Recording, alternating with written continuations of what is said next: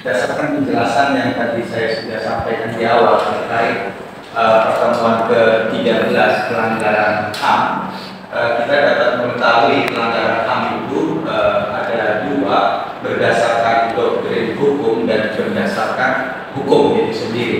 Nah, sebelum kita bilang pelanggaran HAM berdasarkan doktrin hukum dan berdasarkan hukum, pada hakikatnya pelanggaran HAM itu dimulai adalah dengan pelanggaran hak.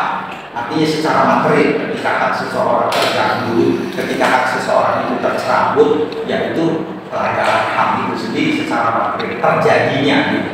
Adapun tahap selanjutnya, kapan seseorang dianggap pelanggar, kapan seseorang dianggap melanggar, ya ketika undang-undang aturan yang menentukan perbuatan tersebut melanggar. Disitulah pada tahapan berikutnya itu pelanggaran hak, kemudian pelanggaran aturan secara formil.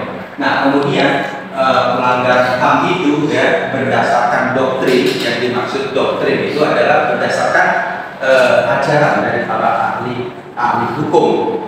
Di antara doktrin yang disampaikan bahwa negara sebagai pelaksana dari bernegara, kehidupan bernegara, negara dalam arti ketika teman-teman memahami, memandang, memikirkan negara, artinya ya dalam sistem negara demokrasi Pancasila, negara republik dalam konteks Indonesia, yang dimaksud adalah tes politika, lembaga tinggi negara, legislatif, eksekutif, yudikatif.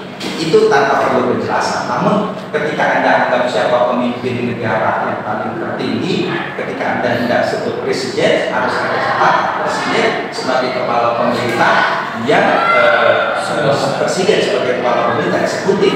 Namun presiden dilihat sebagai kepala negara, dia membawahi lembaga tinggi negara yang ada. Jadi ada catatan, jawabannya bisa dua saya pikir. Siapa yang paling berkuasa, yang paling memiliki kewenangan dalam memimpin sebuah negara?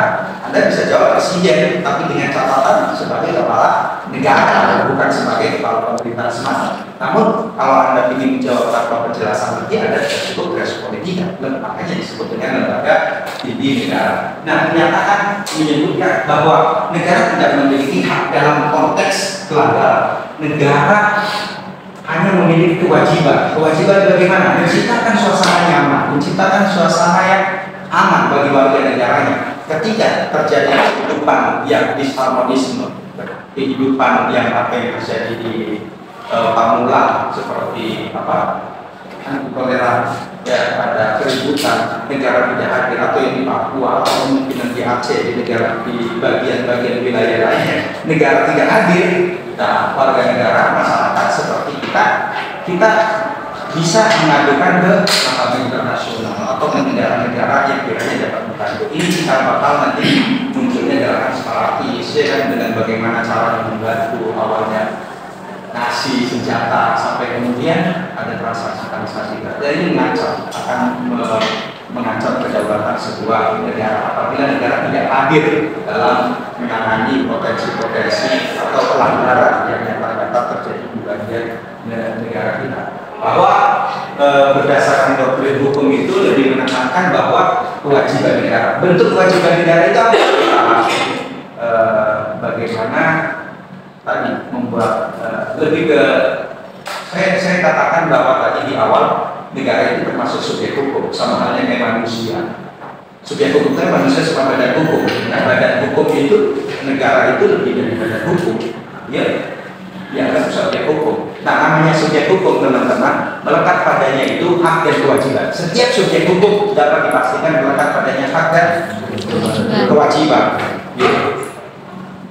Ya, manusia melekat padanya hak dan kewajiban. Perusahaan termasuk negara melekat padanya hak dan kewajiban. Hak negara itu apa? Di antaranya hak negara mengumpul pajak, ya, termasuk membuat aturan undang-undang, ya, termasuk mengolah memimpin sebuah pemerintahan negara. Kewajibannya apa? Ya, menciptakan rasa aman, menciptakan rasa nyaman, termasuk undang-undang nanti berdasarkan perspektif berdasarkan hukum. Di situ diatur negara hadir, negara wajib, gitu kan. Nah, haknya membuat aturan, tapi kewajibannya negara menciptakan rasa nyaman dan aman. Ketika pelanggaran terjadi, ya negara harus hadir. Karena ingat pidana sama perdata teman-teman ya, perdata itu menyangkut privat, negara tidak hadir. Artinya negara itu kepentingan umum.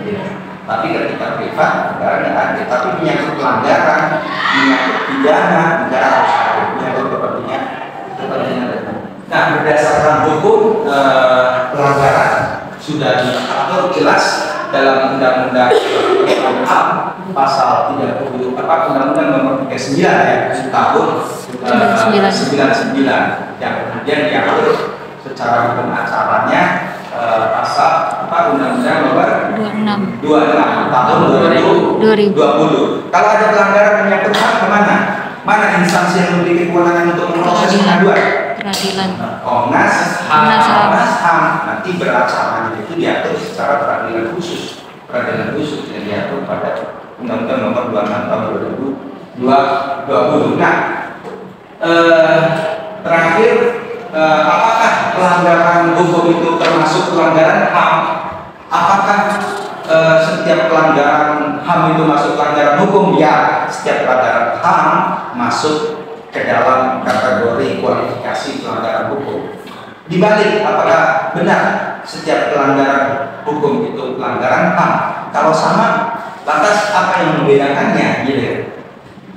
Ya, jadi secara umum kita dapat katakan bahwa setiap pelanggaran HAM itu adalah pelanggaran hukum. Namun apakah setiap pelanggaran hukum itu adalah pelanggaran HAM? Ya bisa gitu secara umum. Tapi pengecualian, kenapa ada Undang-Undang HAM 3999 diatur secara khusus menyangkut pelanggaran berat yang dimaksud di sini, ya kan? Tapi sebelum bicara pelanggaran berat di materi undang-undang itu bicara menyangkut dispute hak antar satu dengan yang lain agar tidak terjadi pelanggaran. Tapi penekanan di undang-undang HAM itu nanti yang perlu ada pengaduan ke Komnas HAM itu yang dimaksud adalah pelanggaran-pelanggaran yang dianggap berat berdasarkan ketentuan aturan undang-undang.